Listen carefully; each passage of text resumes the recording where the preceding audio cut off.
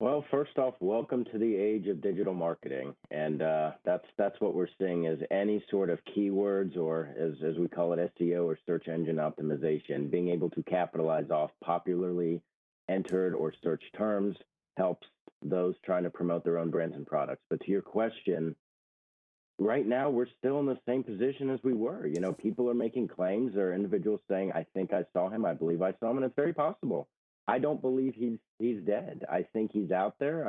I wouldn't put delusion out of the question here, but I think right now the media has a big part to play in trying to present this in as big of a light as possible, hoping that people do take this seriously. The ability to now track our devices. We are so focused on our cell phones, our smart devices, that we unknowingly buy into a lot of these potential privacy exploitations. And that's what this case really is revolving around, is a battle between not necessarily antiquated technology of looking at ammo and bullets, but looking and utilizing GPS coordinates, tracking the ability of somebody to be in place A versus place B at any given time. And that's what we're seeing here. And I think from a jury's perspective, trying to wrap your head around how our own technology can be used against us is something that not a lot of people think about every day. I think it could be a very big part of the strategy here of playing into the emotion of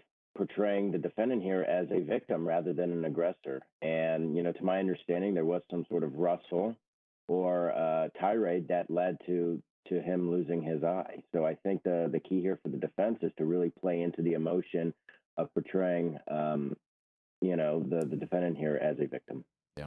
Yeah, it'll be very interesting to see how that does play out. Again, jury selection underway in this second trial for Markeith Lloyd, already serving a life sentence for the death of his girlfriend, Sade Dixon, the pregnant girlfriend. They expect another week or so of jury selection. So we may dip in there as necessary, but we'll be primed for the trial when it does begin. Again, the death penalty back on the table for this particular case.